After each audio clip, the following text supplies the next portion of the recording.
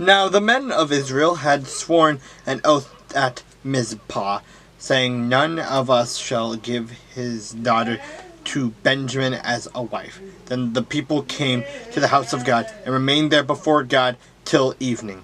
They lifted up their voices and wept bitterly, and said, "O Lord God of Israel, why has this come to pass in Israel, that today there should be no tribe missing in Israel?" So it was on the next day that the people rose early and built an altar there, and offered burnt offerings and peace offerings. The children of Israel said, "Who is there among all the tribes of Israel who did not come up with the assembly of the Lord?" For they had made a great oath concerning anyone who has not come up to the Lord at Mizpah, saying, "He shall surely be put to death." And the children of Israel were grieved for Benjamin their brother, and said, "One tribe is cut off from Israel today.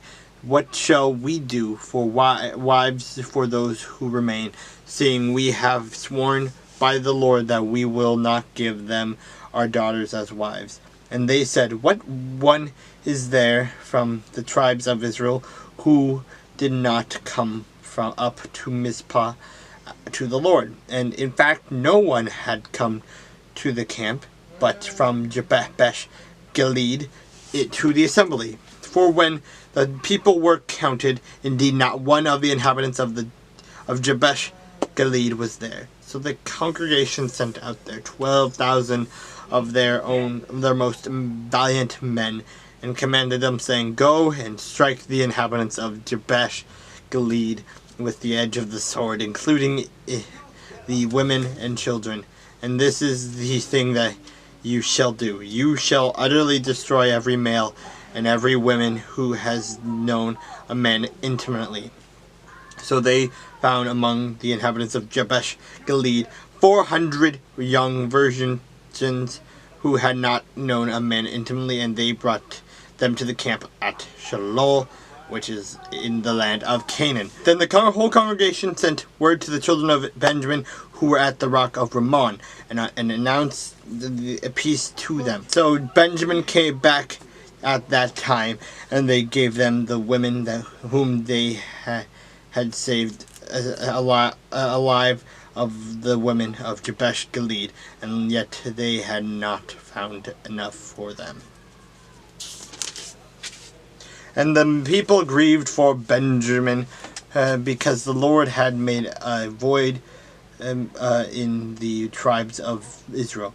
Then the elders of the congregation said, "What shall we do for wives for those who remain, since the women of Benjamin had been destroyed?" And they said, "There must be an inheritance for the survivors of Benjamin, what a tribe may not be destroyed from Israel.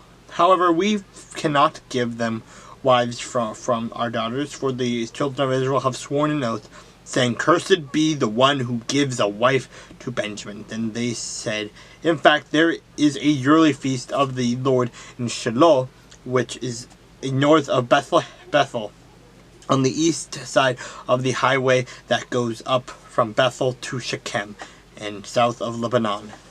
Therefore they instructed the children of Benjamin, saying, 'Go lie in wait in the vineyards, and watch, and just when the daughters of Shiloh come out to perform their dances, then come out from the vineyards, and every man who catch a wife for himself from the daughters of Shiloh, and then go to the land of Benjamin. Then it shall be, when their fathers or their brothers come to us to complain, that we will say to them, Be kind to them for our sakes, because we did not take a wife for any of them in war. For it is not as though you have given the women to them at this time, making yourselves guilty of your oath." And the children of Benjamin did so. They took enough wives for their number from those who danced whom they caught.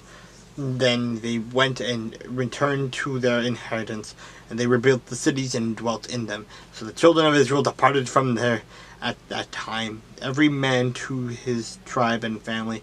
They went out from there, every man to his inheritance. In those days there was no king in Israel. Everyone did what was right in his own eyes.